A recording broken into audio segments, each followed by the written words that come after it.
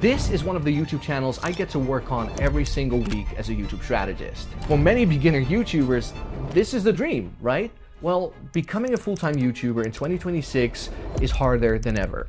But I am here to help you fix that problem. Because next to being a strategist for some of the biggest YouTube channels in the world, I've also grown tiny YouTube channels to over 100,000 subscribers in a matter of months. So today, I want to share my 3 key lessons you must know to become a full-time YouTuber in 2026. And it all starts with a channel launch strategy that not a lot of beginners know about, but has helped me grow channels faster than ever because I've used it. And I call it the 3-fire launch strategy. When you start a completely new YouTube channel and you upload your first video, it is very hard to get that first video to get 20, 30, 40, 50,000 views. Now, one part of the reason is because you're probably still very inexperienced and don't know exactly what you're doing, and that's totally fine. But another part of it is that if that video does well, the viewers have nowhere to go.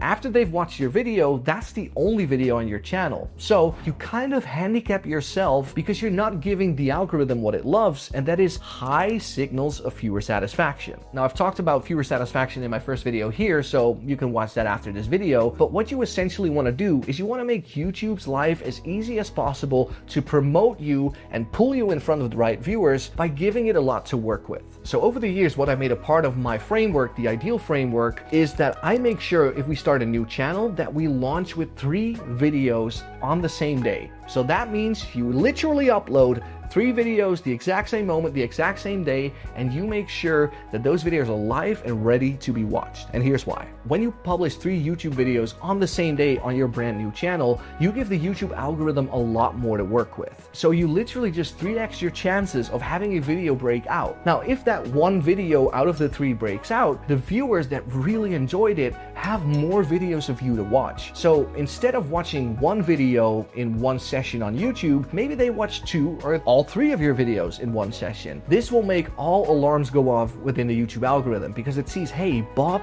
just watched 2 videos of this new creator. And I know a lot more Bobs that are on YouTube, so I need to pull it in front of those Bobs as well. Or Sarahs, whatever. Could be a dog. Do dogs watch YouTube?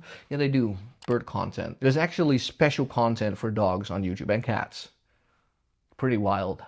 We live in a wild time. Now, to use the 3-fire launch strategy effectively, there are 3 critical rules that you must follow, or else it will most probably not work. Rule number 1 is that all 3 videos need to be closely aligned. What this means is that you can go from one topic to the other within these 3 videos. These videos need to be closely aligned. So, and that feeds into number 2, these videos need to be intended for the exact same viewer. If you make content, let's say for example, about I don't know, credit cards, you can't do video 1 being best credit cards to start building credit score with, then your video 2 is insane cashback reward credit cards you didn't know yet, and then number 3 is how to become financially independent. Number 3 is the odd one out. That video is not intended for that same audience because that viewer just wants to know what is the best credit card, I have a crappy credit score. They are not thinking about how to become financially independent. They're thinking about fixing their credit score and finding the best credit cards to do so. So be very aware of these 3 videos and how they feed into each other. Make sure that the end screens of your video really feed into that next video. If the end of your first video is there, you could say, well, these are the best credit cards for you if you don't have a good credit score yet, but there are also a few credit card brands that you should consider if you also want to make some cashback money on them, and I talk about it here. You know now that this viewer might be like, okay, great, I want to know that as well. So there is a bigger chance that that same viewer, the exact same viewer, wants to watch your second video and also wants to watch your third video. So here's the secret sauce. Rehook viewers at the end of each of those 3 videos. Introduce the next video in the outro of your first video. This will create viewer satisfaction signals for YouTube, and the results will be more impressions with similar types of viewers. I've literally done this time and time again, and pretty much all the time it works. For example, this real estate YouTube channel. As you can see, we uploaded 3 videos on the same day. And this video actually broke out and kind of jumpstart the channel after just like 2 weeks. So this channel got momentum so fast that actually the real estate person behind the channel couldn't keep up with how good it was going. So I'm sorry. Now, there is another new reality in 2026 that I personally hate, and a lot of creators are with me on this. And it is that there has been a rise of a certain type of content that can really hurt your chances of going full-time in 2026. Because of the rise of AI-generated content, the competition on YouTube is heavier than ever. I want you to think about YouTube as a whole as a huge giant ocean, and all the fish in that ocean are viewers, and all the bait that is put into that ocean are the videos. Now, because now there is AI that can make these bait pieces like there's no tomorrow at a quantity that's super fast, it becomes harder and harder to stand out on the platform. Viewers simply have endless options nowadays, and you're competing with all those endless options. So how do we ensure that you do not fall victim to the rise of AI slop and actually still can go full-time in 2026? The solution is pretty simple but hard to execute on, and it is making sure that your thumbnail strategy is up to date. Before you even film your next video, I would strongly urge you to come up with 3 very different thumbnail concepts for that idea and 3 different ways to title your video. A lot of beginner creators tend to think about the title and the thumbnail as kind of an afterthought. Like, they make their video, they slap on a title and a thumbnail, and they call it a day. Well, that is not gonna cut it in 2026. You need to start thinking about your title and thumbnail before you film. And the reason why is that if you cannot get people interested to click on something, it's not worth filming the video. I know it sounds harsh, but this is the truth. YouTube is cutthroat, and if you want to go full time and do it fast, you need to be very deliberate about every step you take. So for the next video that you think about filming, I want you to make 3 very different thumbnail concepts, 3 title variations, and ensure that they are ready to go and be used on YouTube. Once you've validated that your thumbnail concepts are great, because you've probably looked on YouTube and seen similar thumbnails do really well and similar titles do really well, that is where you can start filming.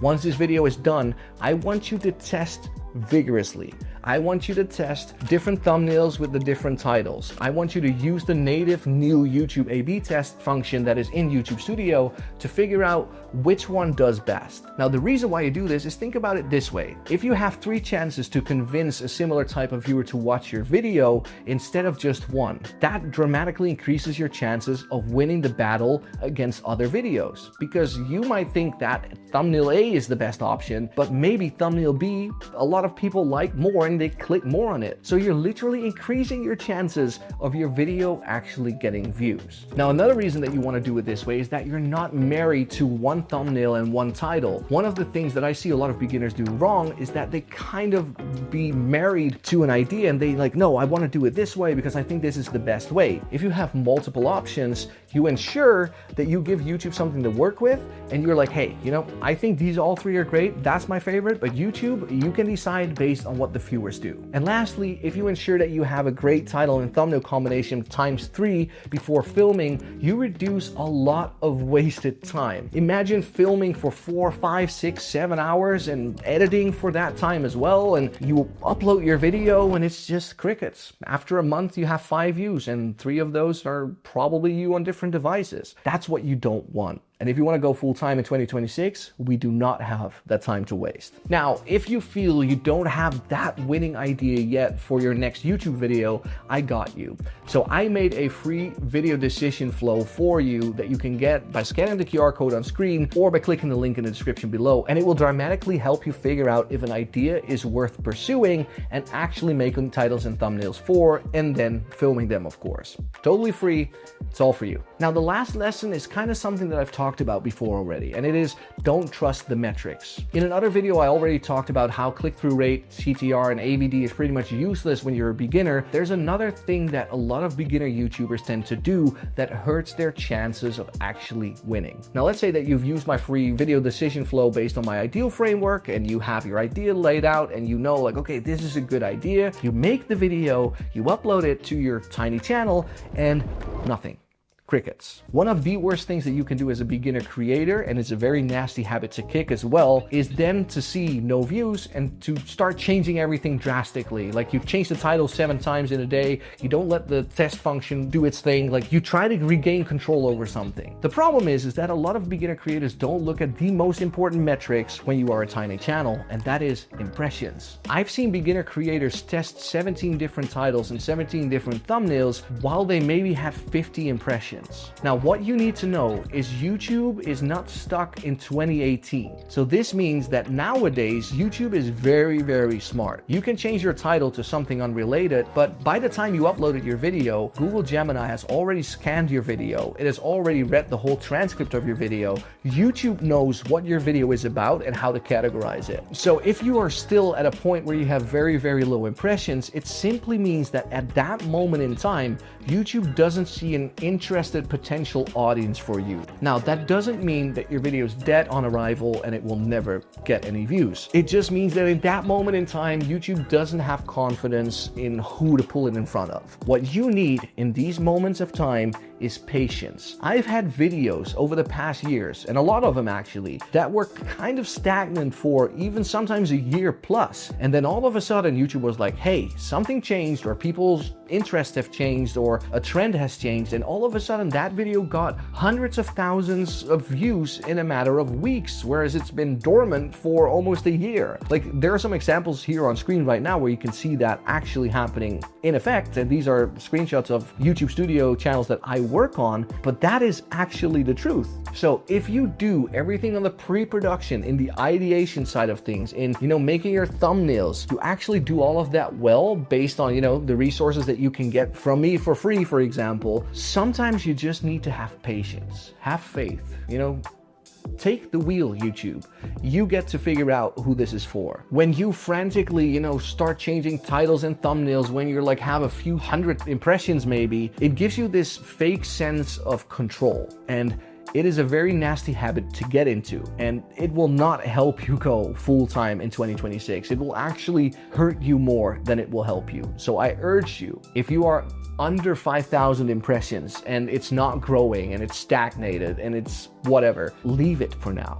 Give it a month. And after a month, do a post-mortem on your video. Be like, hey, could it just be that this was just not a well-researched idea? Or, did I not make great title and thumbnail combinations? But give it time. I promise you, in many cases, this is the best remedy. But even though these things that I just talked about will increase your chances of going full-time in 2026 dramatically, there are also a lot of things that you should absolutely avoid like the plague if you want to increase your chances. And I talk about a lot of these things that you should avoid in this video right here. See you there.